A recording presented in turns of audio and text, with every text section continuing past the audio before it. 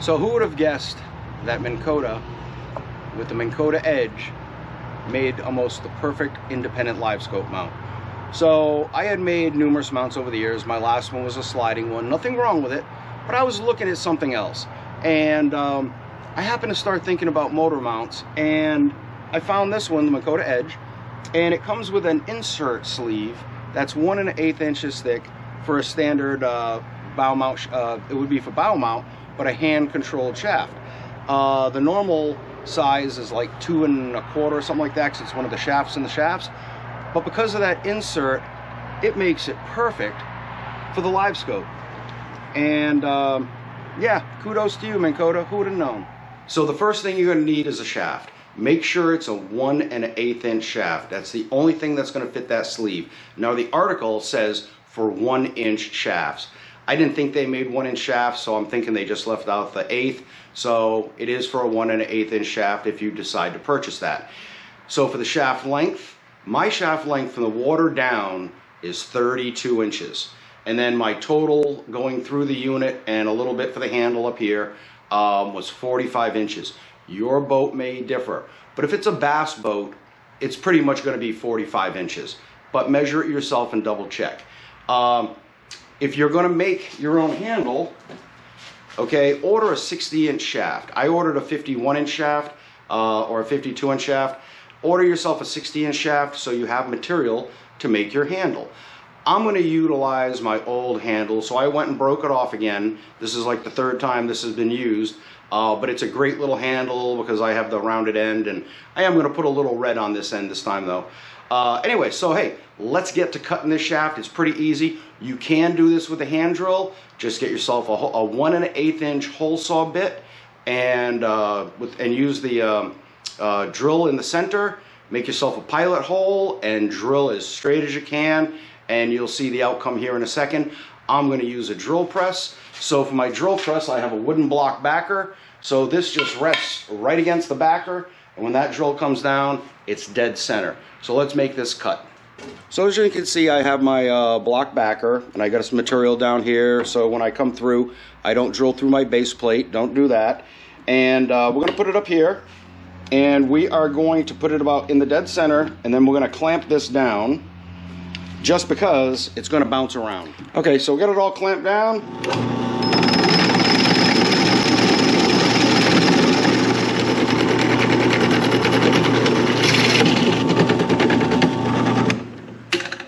So that was a little awkward trying to stretch around, and my adjustment screws were coming down. I couldn't push it down all the way. Anyways, we got through it. This is the rough cut on what it's going to look like. The drill bit will burr your ends. I'm going to take a knife, just a little utility knife, and clean this up. I'll show you what it looks like.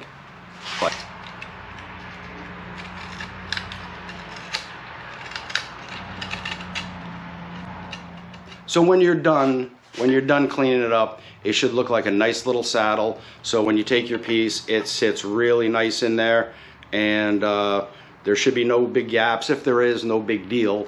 You know, there's nothing wrong with a little miscut. But I'm going to drill this. I'm going to drill a hole clear through this one because my mounting point's kind of worn out. So I'm just going to through bolt it. I've got a really nice, good-looking screw. I'm going to take some foam and stick it down in here. Fill this up with glue. Press this down, tape it, let it dry, and the handle will be done. So you can stuff the shaft with whatever you want so the glue doesn't drip down. I've got tons of this anti-static foam, so I'm just going to cut myself a little piece. You make a piece of foam for this, it's real easy. Now you have a drill bit on your end. Stick the foam in and just twist.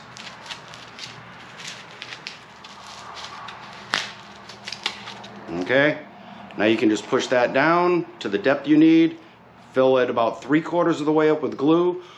Push your bolt down. If you want to add a little more once you push it down, that's fine. I'd fill it up 3/4 of the way because that bolt is going to take up a lot of room and the glue is going to come flying out the top. And for the glue, I'm just using E6000. Okay, it's the Gorilla Glue. A lot of glues do the same thing. Just something that won't let go. So one more thing you're going to need is a little block. This is a HDPE board. It's 1/2 inch thick, and it is 1.5 inches wide and 4.5 inches long.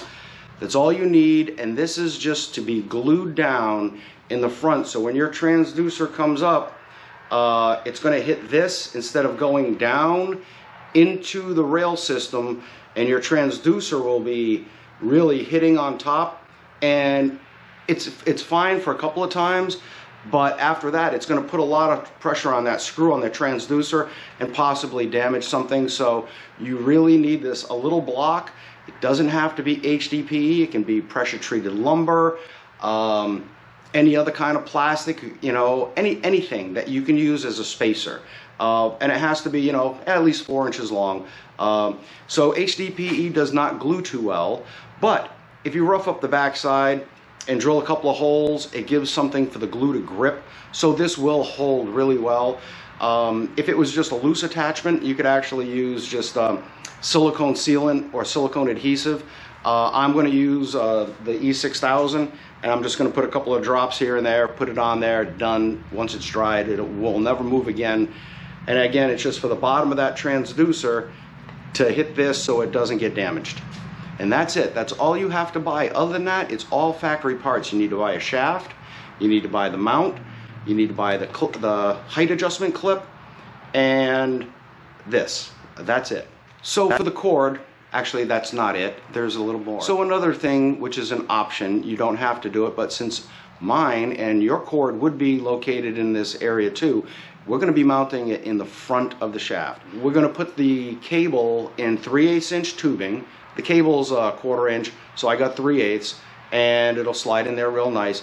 And that is to protect it, so if we hit a log or a dock or something else, you're not going to crush that cord on that $1,000 transducer. So I have the transducer cable wrapped in that clear tubing that I bought. I could have bought 1/2 inch, 3/8 works fine. It doesn't close up all the way on the back, but that's the side that's going to be against the shaft, so I'm not worried about it. It's just to protect it a little better. This is going to be pretty much in heat shrink anyways, and so what we're going to do now is we're going to mount this onto the shaft along with the heat shrink, close it up, and then all we have to do is mount it on the boat. So you can put the transducer on the left side of the shaft or the right. I'm going to put mine on the right side of the shaft because the way it lays on the mount, when it's like this, if this is on the right side of my shaft, my handle point will be pointing towards the inside of my boat, not on the edge on the outside of my boat where it can get clipped by a dock or something and knocked off. But that's up to you on however you want to install it. Then I'm going to slide the rest of the heat shrinks up the shaft. Again, if you're going to tape it, that's just as easy. This is way above and beyond.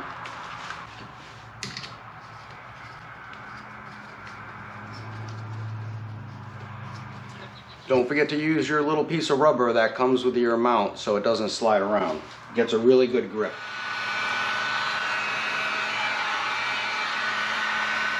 So we're on high-speed hold until that handle dries because I need to remove this tape to finish it up. So we'll come back later.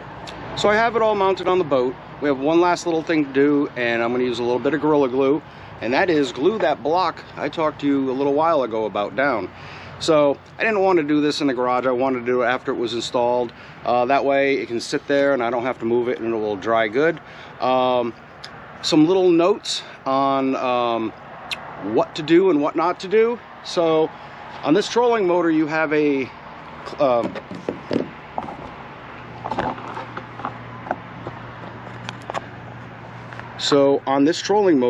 a little fork right here that catches the shaft. Your cable has to be straight up and down. Well, I did have to cut my heat shrink because I had the heat shrink here and it wouldn't go through the fork, so I cut it off.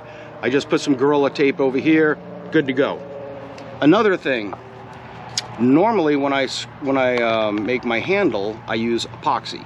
Well, I didn't have any epoxy, so I figured I would just use goop. Well, the goop is still drying, so it's taped up. I gotta be very careful. It will set eventually. I've pulled it out, put it back in, get some air in there a couple of times, but eventually it will set up. But I would recommend, if you're gonna do the handle with a screw, use epoxy. It'll be set up in an hour or two and you're good to go. Okay, so let me glue this into place and we are done. So you wanna make sure that block is right when it comes up, that block is there, and that's good.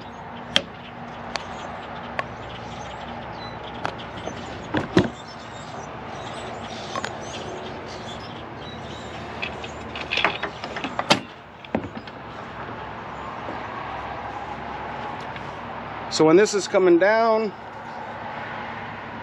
the block needs to be right there.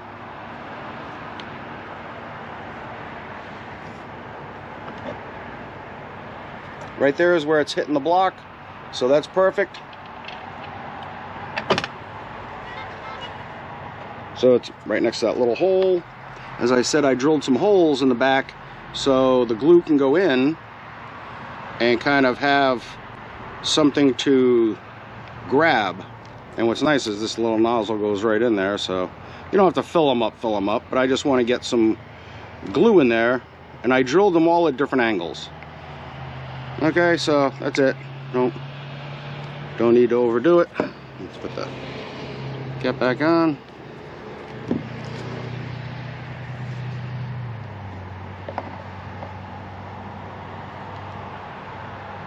And then you just want to put it in the center. So as I was packing up, I realized, hey, I didn't show you how I did the cable management. So right here, right on top, I took zip ties and I crossed them. I put heat shrink tubing over this. Now this is, I didn't shrink it or anything, I just slid it and wrapped it like a sleeve, but that'll help stop any of the digging in from these zip ties. Now the zip ties are not, you know, jammed down, they're snug, and I have 3 sets of them holding this cable down on this main arm. It's great because now it flips up, there's no cable hanging anywhere. Anything that you can have that's less likely to trip on or have a lure get hung up in is better. So this is a great idea. You know, if you want to do it. You know, there's other ways to keep that cable out of the way, but I figured I'd show you that before I hung up. So I know I'm using, you know, a factory, you know, engine motor mount, but and a factory shaft, but there are different variations, you know, for handles and whatever else you can put on. So, you know, if you build it just like me, hey, watch the video, build it just like it, you should have no problems. Again, I just pointed out a few things that were could be problematic, but nothing that can't be fixed. You cut it off and you retape it somewhere else, okay? I would suggest putting something over the cable to protect it, and the heat shrink optional. Personally, after doing the heat shrink, I thought it was a great idea. I would just normally use Gorilla Tape. Gorilla Tape holds up great underwater. I've used it on my cables, on my shafts for years. So thanks for watching. I hope this helps on your project, and until next time, take care on tight lines.